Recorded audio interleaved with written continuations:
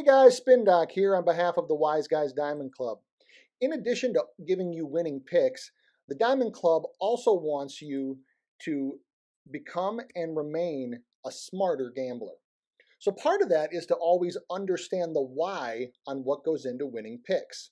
So for this series, I'm going to focus on basketball and what are called the 4 factors of winning basketball games. You all know me as a capper, but what you might not know is that I'm a former basketball player and have coached and run analytics for teams for almost 20 years. I've coached kids as young as kindergarten all the way up to D1 athletes and can attest that these 4 things are what every successful team coaches, drives, and tracks to determine the best chance for success. In this, you'll learn what they are, why they're important, and how they correlate to gambling and then can be used to your advantage when betting. This first part will focus on an intro to the 4 factors, their origin, and why they're important in both basketball front offices and in the world of sports gambling. So the 4 factors were originally created by engineering graduate and then Wizards assistant coach Dean Oliver, who has also held front office roles with the Kings, Nuggets, and Sonics. He published these findings in the fantastic 2004 book, Basketball on Paper, which was actually designed to be the NBA's version of Moneyball.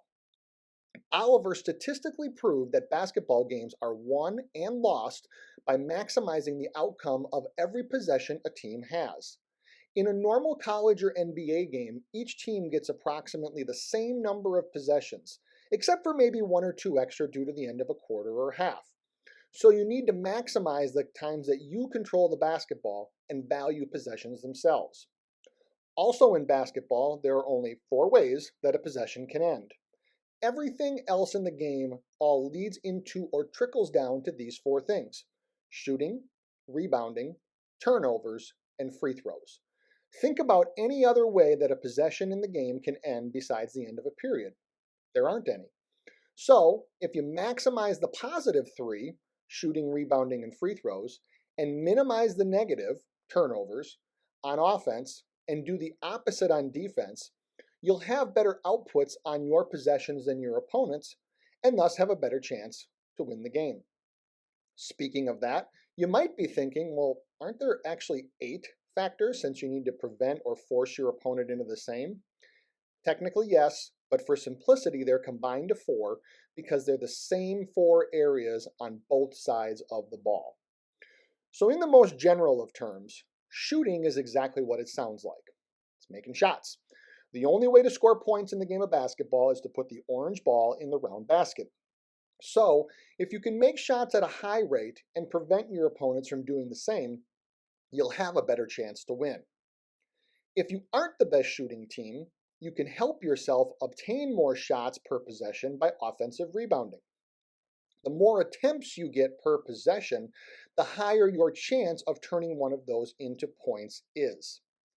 If a shot doesn't go in, but you get fouled, you have the opportunity to make anywhere between 1 to 3 shots unguarded that also count for points, which is where free throws come in.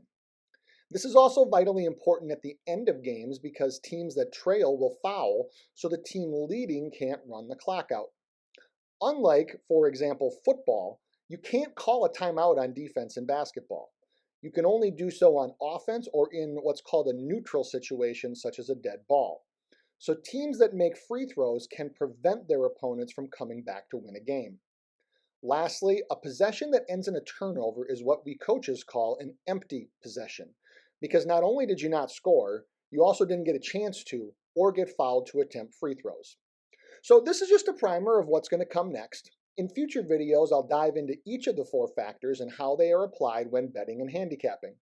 Until then, remember to follow me at SpinDocSports and follow the Wise Guys Diamond Club on Twitter. Best of luck in all your action, and remember, numbers don't lie, and always understand the why.